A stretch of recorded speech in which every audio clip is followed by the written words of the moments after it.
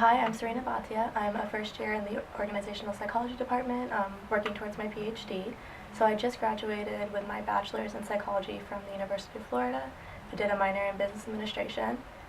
So just now I'll work towards my master's first here, and then the last 3 years of the degree will be towards the PhD.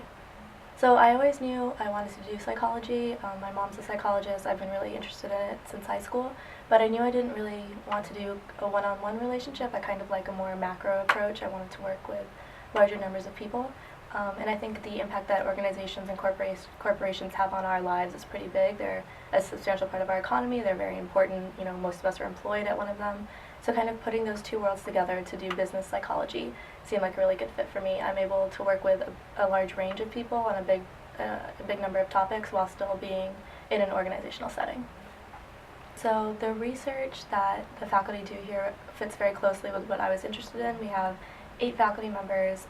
They're all very productive. They have a lot of different streams of research going on. So it's pretty easy to just fit into something that they're doing, or if you have a new interest, you're able to kind of introduce that to them, and they'll usually work with you on it.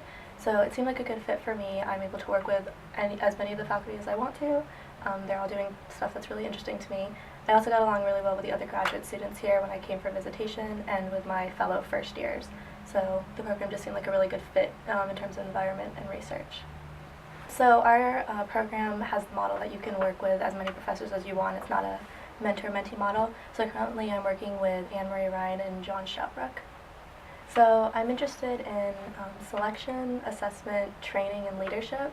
So by selection, I mean kind of the recruitment and the bringing in of new employees to an organization. So starting from the very first stage of how they learn about the job, what they think about the job before they apply to it, all the way through the recruitment process, doing interviews, doing site visits, and then whether they decide to accept the offer or not. That whole process I haven't narrowed down completely, but is of great interest to me. So within that process is assessments, the tests that are used to see if people will be a good fit, cognitive mental ability tests, personality tests. I kind of like looking at the different types of tests and how they can be used in different contexts. And then training, which would be once you've gotten into the job, or if you've been in the job for a while and you need a new set of skills, what processes are the best to do that. And then I've recently kind of developed a interest in leadership. So, what makes for good leaders, how do leaders affect the workplace, that kind of thing.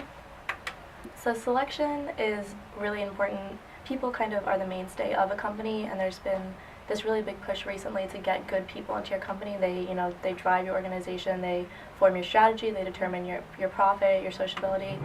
So I think selection is going to be a big topic for a while. Selection's been a big topic, so there's a lot of work done on it, but I think there's still a lot of room to figuring out, for particular organizations, what kind of selection do they need to bring in the particular people. So in what context are certain assessments a better idea, or certain recruitment processes a better idea. So I think there's probably a lot of good work left to do in there. And then with leadership, we're getting to a place where kind of organizations are a little bit flatter. So there's not as much hierarchy, but within that, you always have people that emerge that are going to kind of affect the group and are going to drive them in a certain direction. So looking at those people and what they're made of and kind of how they operate is really interesting, and is something I want to explore more, and I know a lot of other people are also going to keep exploring. The fellowships allowed me to be a lot more involved in projects than I think I would be able to if I did have either some other formal requirements. So I've been able to get involved in projects that are really interesting to me. I've been able to dedicate a lot of time to them, and I've just been able to kind of take on more than I would normally.